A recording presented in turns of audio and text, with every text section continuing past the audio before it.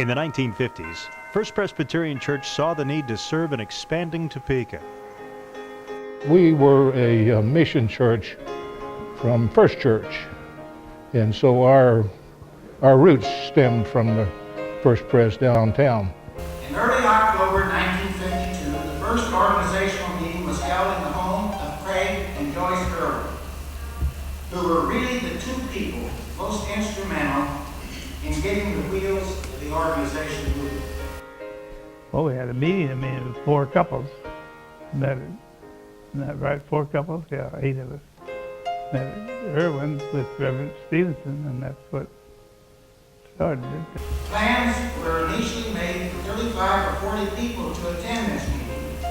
And as Joyce said, a large amount of apple pie was baked for consumption by this group. But due to prior commitments, only 8 people attended this meeting, and the Irwins and the Atkinsons went on a diet of apple pie for weeks thereafter. Recruiting included a door-to-door campaign. And First Church looked to their members for people willing to take on the task of starting a new church. We went to First Church and were asked to leave, and I love to have people say, just leave them that way and don't tell them why, and it drives them crazy. We were invited by Craig Irwin, and Mel Quinlan made a call on us, and I was pregnant, ready to go to the hospital with Jenny, and so we told him that we would come as soon as we could, and we did. I guess I started with Craig Irwin and a couple other fellows knocking on our door and asked us. We had on the information when we moved into Topeka, information that indicated that we were Presbyterian. So he'd gotten that someplace and asked if we were interested in the development of a church out here. A vacant building, the old Seabrook Grade School, located at 19th and Mission, was rented for temporary use, and our first service was held on November 16th, 1952. We were at the very first service that they had in the old school building, and we went up these creaky stairs, and in this room on the 2nd floor of this old school, it was amazing, really. Started out pretty slow. It was the first church service. I think there were 37 kids at Sunday school and 25 adults or something like that at church. I can't remember how many people were there, but not too many. But we had a choir that first day. Don't remember who played the piano, but Joyce Irwin sang. I think there were 4 women, and one was Pat Johnson. They were charter members. A concerted effort to secure additional members was so successful that in April of 1953, a formal petition for the organization of our church, bearing 83 signatures, was presented to the Topeka Highland Presbyterian, and it was approved. I remember the day we got our charter, we had to count our oldest daughter, Susan, to get the 100, you know. I mean, I think we all counted our children to get to be 100. We didn't quite make the 100 either. I mean, that's what we were trying to get was 100, and we fell a little bit short. They took us anyway. Trinity was formally organized with 96 members on Sunday, May the 24th, 1953. These were enthusiastic but trying days for Trinity. The facilities were far from adequate, and it was necessary for the members to do all the work. They acted as janitors, stokers of the coal furnace, doing repairs on the building, and 100 other jobs that had to be done. Jack Atkinson, the first treasurer of Trinity, lost sleep for many nights, wondering where the money would come from to pay for the coal. And one morning I told Bob, I can't take this old school building anymore, I'm going to go back. And I said, we're going to go back. So he agreed. So I went to church and swept off the coal dust of the desks, and my friend came who taught with me, Virginia Buckner, and she said, Jane, I can't take this old church. I'm going back to First Church. And I said, Virginia, you can't. We're pioneers. And then I couldn't go back after that. So we laughed about that for a long time, and I'm glad I stayed. At the time we started, well, there was no school in there, but the number of children in the school system began to grow faster than the schools were, so the school board had to reopen that school in the spring, or in the fall, I guess, and that caused us some problems because we were already in there, see, and we begged and pleaded and got permission to stay while they had school. So we had to move the desk out of a room to have service and Sunday school and whatever. As soon as we possibly could, we moved into this building. In July 1953, the congregation voted to proceed with the building program, and the building committee was appointed for the construction of our educational unit. The contracts for the construction of the initial unit were approved in November 1953, with the groundbreaking ceremonies held 1 week later. The cornerstone of the educational unit was laid February 28, 1954. It was necessary to conserve expense in order to complete this educational unit. Therefore, the painting and many other jobs were done by the men, women, and children of Trinity. I cleared the grounds then with with a motor grader that Craig Irwin got from Martin Tractor. He called me and told me he had found a way to get our lot cleared because it had sunflowers on it up to your chin, and fences and all kinds of things. And I said, great. And he said, well, Martin Tractor is loaning us a motor grader. It's not new, but it runs. And I've told him we have an excellent operator. And I said, great, who is that? He said, that's you. I had been was a Marine in World War II, and I'd been in the tank corps. So Craig knew that I had familiar with driving tanks, and he said, I told him you could drive anything. Well, I had never driven a motor grader until we got out here. And then I got on there and I've learned. When the initial unit of the church was completed, it included an educational unit of 6 classrooms, an office, a study, a kitchen, and a combined sanctuary and social hall. On Sunday, May 2nd, 1954, on a cold and windy day, with no doors on the building and no furnace to supply heat, our regular morning service was started in the still unfinished building. We didn't have a front door on yet. They had a tarp hanging up over the front door the first day, and you walked in on plywood because it didn't have a walk or porch or anything. So I remember the first Sunday in the fellowship hall. We were all so excited about it, but we nearly froze to death because we didn't have doors, just blankets up there. And then it was exciting to see how many more people started coming. It was quite an experience, yeah. Oh, we had a wonderful group. Of course, there's a binding kind of a thing that gets with people when they get involved in a project like that, or where they have a real desire to do something. Folks work a little harder to know each other and to understand each other and that kind of thing.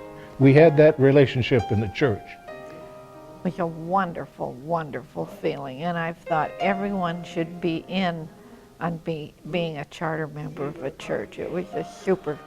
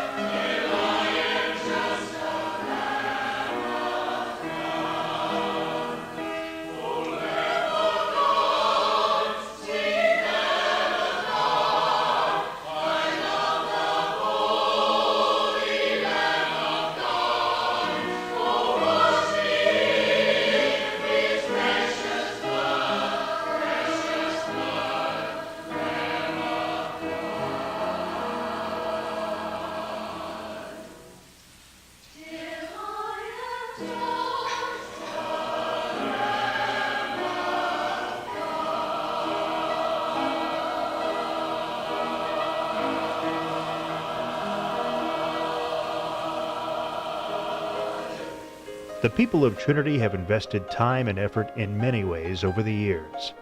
We used to be officers. You know, you'd be on the trustees or something, and now you call somebody to do the repair work. In those days, the trustees did the repair work. In 1986, a large elm tree was taken down by church members Marvin Geisler and James Beavers. Later, an oak tree from the north side was taken out. The milled lumber was used for projects in the church, built by church members. Well, when they redesigned the front of the sanctuary, they asked me to design the pulpit and the table. The old communion table was huge, so I redesigned the pulpit and the communion table, and then built them. Well, I built the memorial cabinet out here, which has a listing of all the ministers who've been here. And Wayne Anderson and I rebuilt that stage up there in the choir loft. We rely greatly on all of the various people in the church who volunteer to help with the children, because I can't do it by myself. It takes several laps for everybody to have one when they need it. We tell stories and hold them on our laps and play with them and teach them just a little bit about the early nursery stories. In 1990, 21st Street was widened to 4 lanes. The same time, a new addition to Trinity was taking place. Mayor Butch Felker helped with the ribbon cutting on June 2, 1991. The project added classrooms and office space. Glory to God, glory to God. In 2001, with the artistic talents of Rhonda Newstrom, volunteers donated over 1,000 hours of time to build and paint the Creation Station. Glory to God, glory to God. Praise and hallelujah. Glory to God, glory to God. Praise the name of the Lord. Beyond the doors of Trinity, members have shown leadership throughout the community and the world. Prior to Skip Barrels being elected an elder, which is the governing body, there were no ladies in the elders. They were all male. So this is a significant thing, see. The first lady elder in our presbytery came from our church. In the 1970s, Trinity sponsored refugee families from Vietnam. In 2001, a new mission statement reflects Trinity's commitment to missions. This church has a good history of giving a percentage of its budget to mission. In the presbytery, it has always ranked right up toward the top as far as that's concerned. Beyond the normal kind of programs, this church has developed a fantastic mission work with a community in El Salvador, in Los Talpatates, first by providing funding for teachers and then bringing water into the community and working with all sorts of projects. Having people from there come up every year and having members of this congregation go down every year. As someone said in the service this morning, I went down there to give to these people, and I came back realizing they had given me so much. And although we do support a lot of the local things like Doorstep and Let's Help and the Rescue Mission and so on, yet the thing that impresses me more than that is when I hear about things that people are doing quietly in their own lives and not expecting to have any credit for it.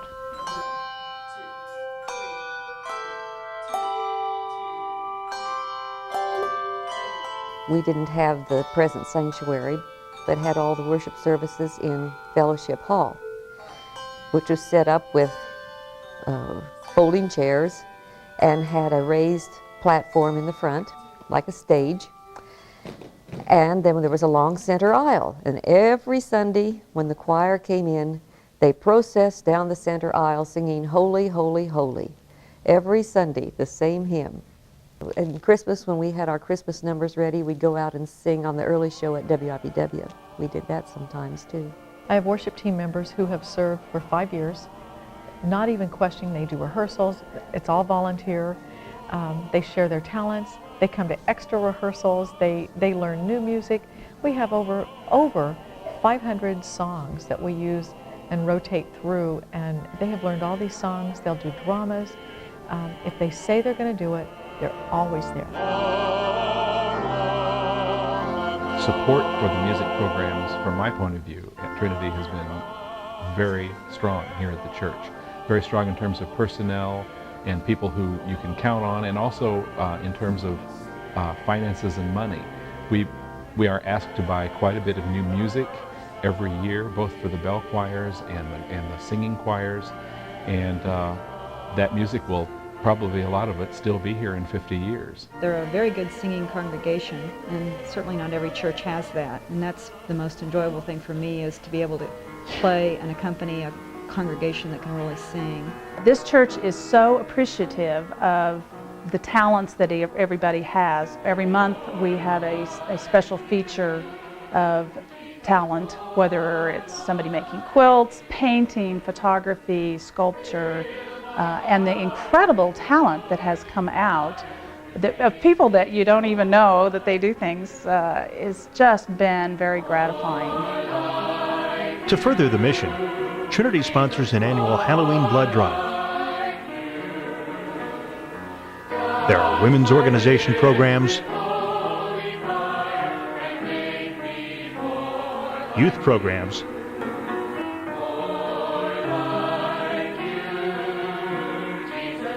and many varied events.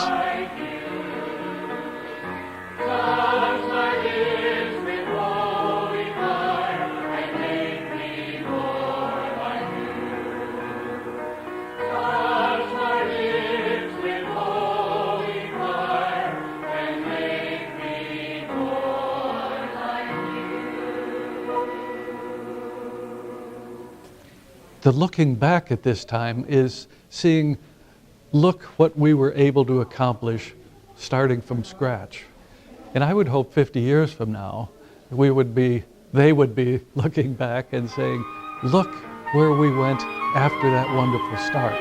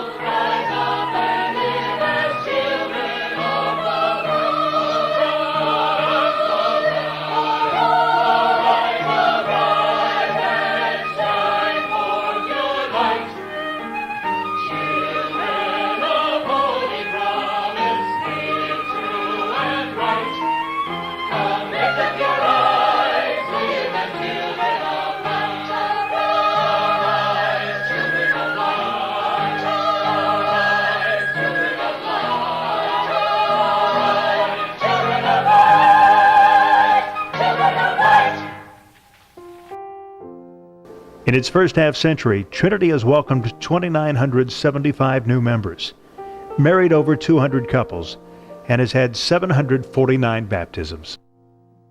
This church really is such a strong mission church, such a giving church. It's not just coming to the service, it's not just doing lip service thing. I think that this church will continue its mission work and become more and more important within this town, and embracing new ideas. The parish nurse program is something that I think will really, really grow and be a gift to the community, not just to the members of our church. They treat us with a lot of respect. They don't talk bad, they don't make fun of us. They're Shake really, our hands. yeah, they shake our hands. They're really caring people.